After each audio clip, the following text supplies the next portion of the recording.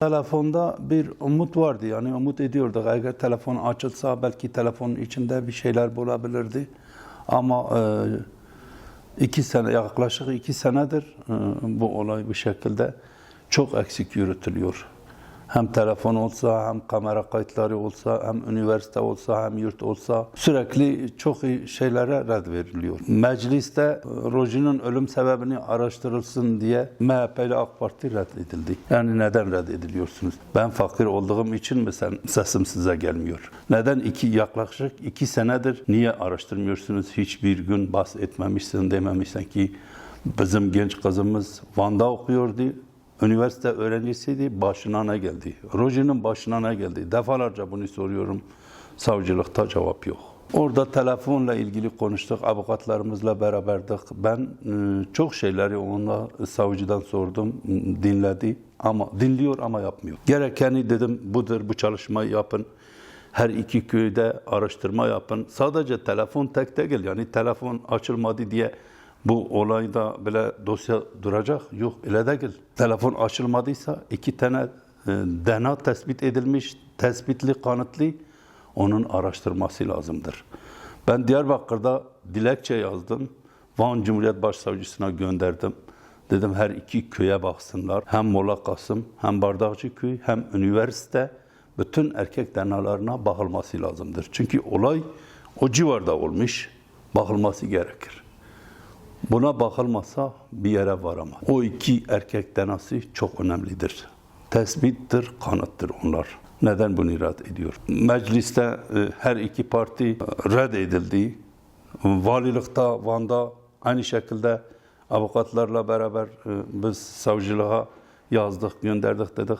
Üniversiteyle yurttaki güvenlikçilerin eksikliği araştırılsın, cezaları neyse versin. Aynı şekilde valilik de red etti bunu. Yani bizim talep ettiğimiz şeyleri red ediyorlar. Neden Roji'ne önem vermiyorlar, neden bizi dinlemiyorlar? Çok eksiklikler vardır. 3 seferdir Molla Kasım'a gidiyorum. Orada defalarca, saatlerce geziyorum. 17 tane kamera var orada. Şerit halinde orada villalar vardır. Yani bir kamera kaydı için 300 metre, 400 metre, 1 kilometre uzaklıkta kameraya bir şey değil. Yakınlaştırsa bu cansız beden nereden geldi? Bunu zamanında yapmamışlar. Bugün Cumhuriyet Başsavcısıyla görüştük. Aynı şekilde bunu dile getirdim. Dedim bak ben Molla Kasım'dan geldim, bakmışım. Orada çok kamera vardır. Bunları araştırın. Dedi kameraların kayıtları silinmiş. Biz daha bundan sonra bir şey yapamayız. Kendisi bunu söyledi. Bizden önceki savcılar ve emniyet bunu yapmamış. Bu eksikliklerdir. O günü o kameralara baksaydı mutlaka bulunurdu. Yani o cansız beden suyun içinde mi gelmiş ya da birileri oraya bıraktı, o çözülürdü. Hem gündüz hem gece. Kayıt var orada. Ama bakmamışlar. Çok villalar var, çok kameralar var. Aynı şekilde üniversitenin içinde de öyledir. Üniversitede de 4 kişi çardakta orada oturuyor. Bugün gene onu dile getirdik. Başsavcıya söyledim. Dedi biz onları tespit edemiyoruz, bulmamışız. Onların ifadesini alınsa, çünkü Roji'nin telefonu bıraktığı yere o çardak yakındır. 20-30 metre ya var ya yoktu. Onları da diyor biz bulmamışız. Peki dedim başsavcım, o 4 kişi çardakta sabaha kadar mı oturdu orada? 1 saat, 2 saat orada otursa kalkar gider, öbür kameralara takılır. Kayıtlar silinmiş, biz bir şey yapamayız. Aynı şekilde bu cevabı bana verdi. Her iki yerde de. Hem üniversitedeki kameralar, hem Molla Kasım'daki kameraların kayıtları zamanında detaylı bir şekilde bakılmamış. Bugün savcılık da bunu açıkladı. Biz daha bir şey yapamayız. Kamera kayıtları silinmiş. Tam tersi, gerek olması lazımdı, araştırması lazımdı ki Roji'nin başına ne geldi? Bunlar delil karartmaya çalışıyorlar. Olan delilleri de hepsini kararttılar. Zaman geçti, kameralar silindi, daha bir şey yapamayız diyor. Ben mücadelemi bırakmayacağım, mücadele edeceğim. Gerek olması lazımdır. Yani mecliste uzman bir ekip gönderilse araştırılması lazımdır. Bunu yapılsa mutlaka bu olay çözülecek. Yani Adalet Bakanlığı'na da gideceğim orada avukatlarımızla. Onunla da görüşeceğiz. Daha önce de 4 sefer Ankara'ya gittim. Bütün partileri ziyaret ettim. Herkese söyledim. Dedim Rojin sadece benim kızım değil, sizin de kızınızdır. Neden, niye araştırmıyorsunuz? Niye bir şey söylemiyorsunuz? Yani bu genç kızın ne suçu vardı, ne günahı vardı. Katlettiler. Bir de üniversitenin içinde ya. Şimdi bugün kırsal bir köyde olsaydı diyecekti valla kırsaldır, ne kamera vardır, ne ulaşım vardır, kimse yoktur. Ama üniversitenin içinde nasıl böyle bir şey oluyor, nasıl bir iz bulunmuyor? İz de vardır, takip etmiyorlar. Dosyayı bırakmış oraya, rafa, toz duman tutmuş. 6-7 aydır hiçbir şey yapmamışlar. Telefon gelirse İspanya'da tamamdır. Telefonla ilgili biz telefonu bekliyoruz. Niye telefonu bekliyorsun? Tamam telefon gelirse, açılsa iyi olur. Ama başka şeyler de var, önemli şeyler var. Niye onu araştırmıyorsunuz? DNA'lar çok önemlidir. Rojin'in atletinde başka bir kadına ait kan tespit edilmiş. Akciğerinde su olmadığına göre dışarıda müdahale etmişler. Çocuğa zarar vermişler. Kim bilir hangi şekilde ona işkence etmişler. Çok zor bir durumdur. Demek ki bu dosyanın üzerinde güçlü bir ellerin, birilerin eli vardır. Budur, başka bir şey yok. Yani telefon nasıl açılmıyor? Niye bu kadar zaman sürüyor? 2. seneye giriyor ya. Telefon 6 ay, 5 ay İspanya'da ne işi vardır? Olmadıysa başka yere gönder. Firması hangi ülkededir, nerede öğretilmişse oraya gönderin, orada açılır. Çoğu telefonculara soruyorum, diyor burada da biz açabiliriz. Hiçbir şey silmeden biz açabiliriz. Yani daha doğrusu istemiyorlar ha. Artık yani kimin eli vardır, kime dokunuyor. Üniversitenin ismi kötülemesin. Üniversiteyle bağlantılı kişiler vardır. O işin içinde çok şey var ama araştırılmıyor. Dediğim gibi eğer mecliste oy birliğiyle bütün partiler uzman bir ekip gönderilse Van'a her şey çözülecek.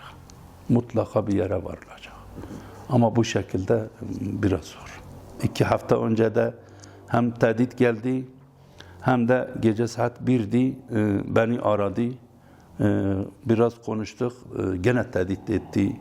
Hakaret etti. Bana dedi ki bilmiyorum yani yaşı da gençti. 20-25 yaşlar gibi sesi vardı. Dedi bizim adamlarımız Türkiye'de de vardır. Seni yok edeceğiz, seni kızın yanına gömeceğiz. Dedim benim adresim bellidir. Ne gerekiyorsa, ne yapıyorsanız gelin. Ben buradayım. Onlardan korkmayacağım, onların tehdidinden. Mücadelemden vazgeçmeyeceğim. Ben 25 seferdir ben Van'a gidip geliyorum. Yani bize de yazıktır. O kadar ki gidiyorum, sürekli savcılığa gidiyorum. Ben bugün tekrar söyledim.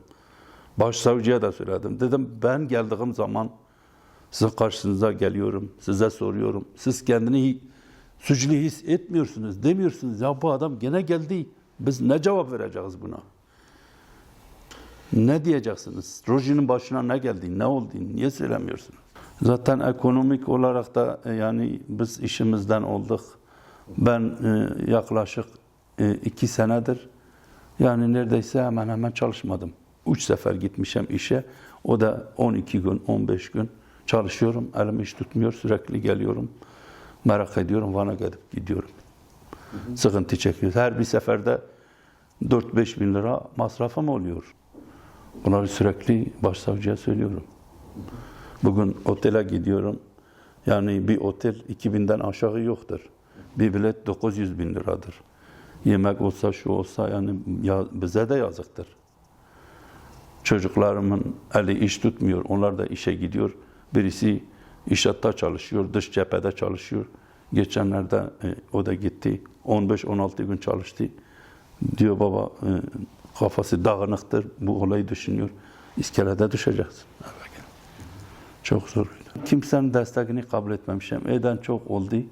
Ben kabul etmemişim. Etmedim yani. Sıkıntı olsa da akrabalarım, kardeşlerim vardır. Onlarınkinin dışında kimseninkini kabul etmemişim. Ki ben kendi gücümle, kendi el emeğimle çalışmak istiyorum. Çocuklarım çalışsın. Yani bir lokma ekmeğimiz olsa yeriz. Yeter ki bu olay çözülsün. bunun mücadelesini bırakmayacağız. Aklıma geliyor, çok zaman geliyor aklıma. Ben diyorum, acaba kapatacaklar bu dosyayı. Neden bu kadar geç oldu? Neden araştırılmıyorlar? Tıkça daha da bizim için çok büyük bir acıydı. Yani ben evde olduğum sürece sürekli mezarlığa gidip geliyorum. Düşünüyorum, gece gündüz aklımdan çıkmıyor. Zaten ayaklarımda tutmuyor bu tarafım. Yani %30'u gitmiş sıkıntıda, düşüncede de. Ben hakkımı onlara helal etmeyeceğim. Hem üniversite hem yurt. İkisi de benim kızıma sahip çıkmadılar. Vicdansızdılar, merhametsizdiler.